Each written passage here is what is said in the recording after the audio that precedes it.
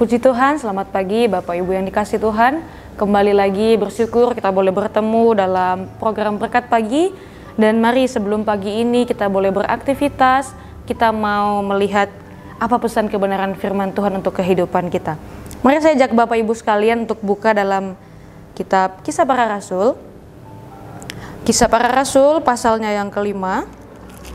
Ayat pokok kita terdapat dalam ayatnya yang ke-38 sampai 39. Kisah Para Rasul pasal 5 ayat 38 sampai 39 kita bacakan.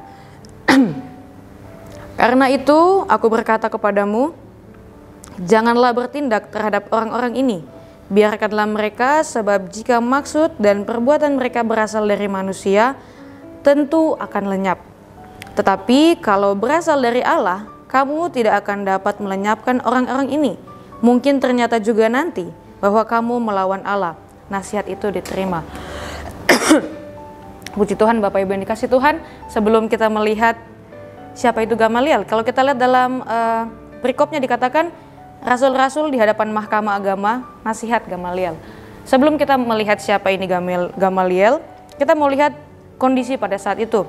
Kalau kita lihat di perikop sebelumnya, di sana ada tanda-tanda dan mujizat yang dilakukan, ada juga rasul-rasul yang masuk dalam penjara dan juga dilepaskan dari dalam penjara.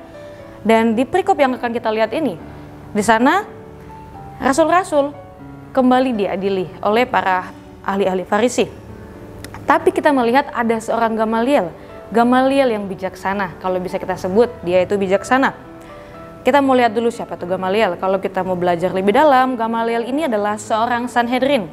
Dimana kalau kita lihat dalam orang Farisi atau ahli-ahli Taurat, Sanhedrin ini merupakan kelas tertinggi atau kasta tertinggi dari orang-orang Farisi atau guru-guru tersebut. Kalau kita mau lihat juga ke depan nanti, Gamaliel ini merupakan gurunya Paulus. Dan juga Gamaliel adalah seorang yang sangat dihormati.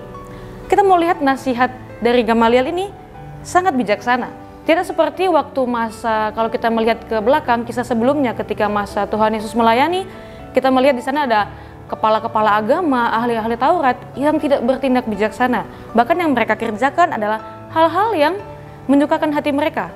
Tapi kita mau lihat ada hal yang indah dari Gamaliel. Dia adalah seorang yang bijaksana, padahal kalau mau dibilang dia adalah orang Farisi dengan seorang ahli kitab-kitab yang ada di kasta tertinggi, orang yang dihormati.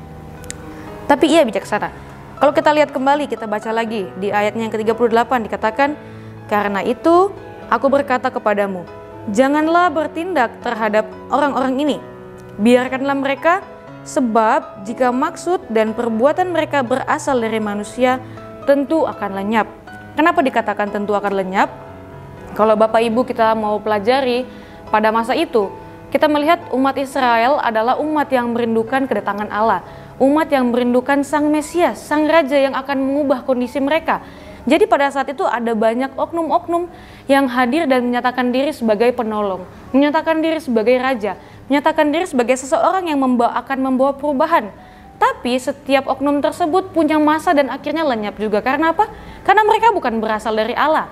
Tetapi Gamaliel katakan, kalau mereka ini bukan dari Allah, mereka akan lenyap. Dan di ayat yang di 39 dikatakan, tetapi kalau berasal dari Allah, kamu tidak akan dapat melenyapkan orang-orang ini. Mungkin ternyata juga nanti bahwa kamu melawan Allah. Kalau kita melawan pekerjaan Tuhan, kalau kita menolak pekerjaan Tuhan, kita juga menolak Allah. Bapak Ibu yang dikasih Tuhan, kita mau lihat apa pelajaran yang bisa kita ambil dari firman Tuhan pada saat hari ini. Kita melihat bahwa betul apa yang dikatakan Gamaliel. Gamaliel katakan kalau bukan dari Allah tentu akan lenyap. Tapi kita percaya dengan iman bahwa sampai pada hari ini, kalau Yesus menjadi Raja dalam kehidupan kita, Bapak Ibu yang dikasih Tuhan, bahkan berita Injil tidak lenyap. Sampai hari ini masih dengan penuh berkoar-koar, tersiar di mana-mana tentang Yesus. Ada banyak berita Injil tentang keselamatan daripada Tuhan dan tidak lenyap. Di situ kita bisa melihat bahwa Allah memegang teguh setiap pelayanan yang kita kerjakan.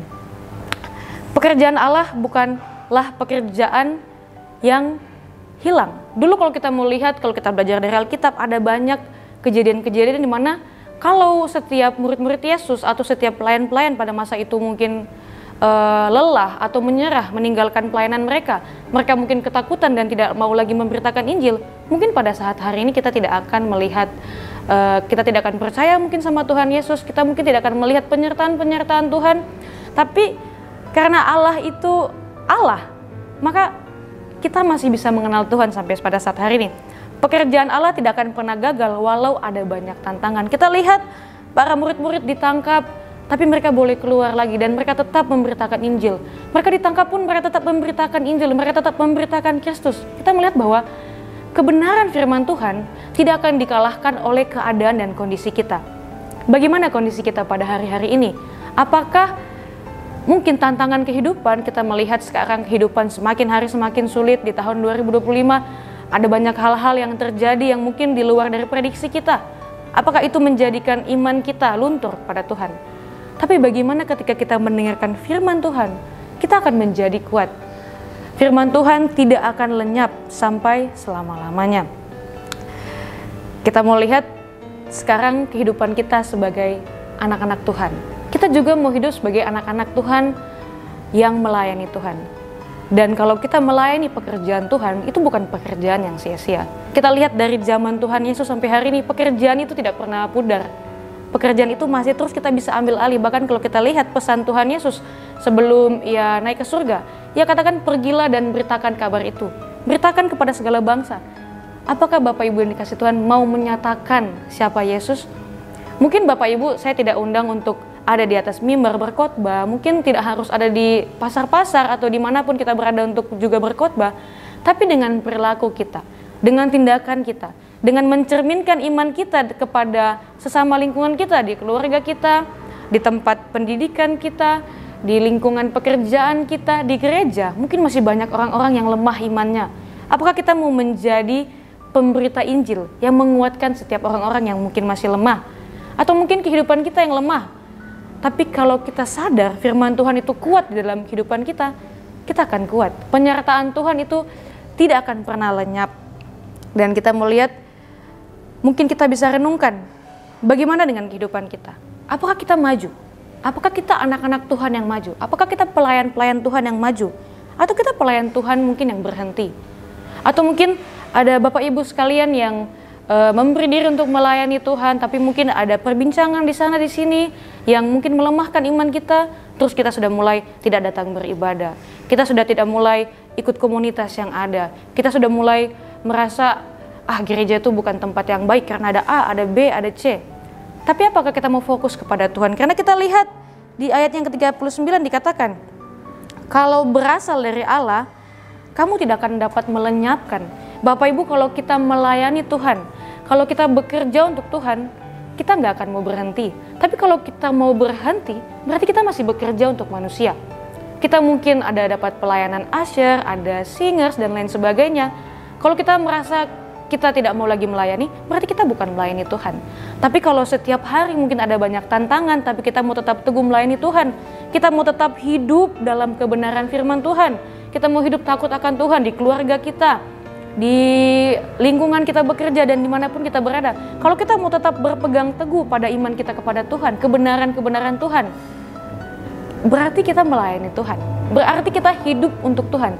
Tapi kalau kita mundur, berarti memang kita tidak punya cinta dan fokus kepada Tuhan. Mari Bapak Ibu dikasih Tuhan, mungkin hari-hari ini semakin berat, mungkin keadaan dunia tidak jadi semakin lebih baik, tapi kalau kita mau menyerahkan kehidupan kita kepada Sang Pemilik kehidupan kita, yakin dan percaya bahwa kita akan memiliki iman yang teguh.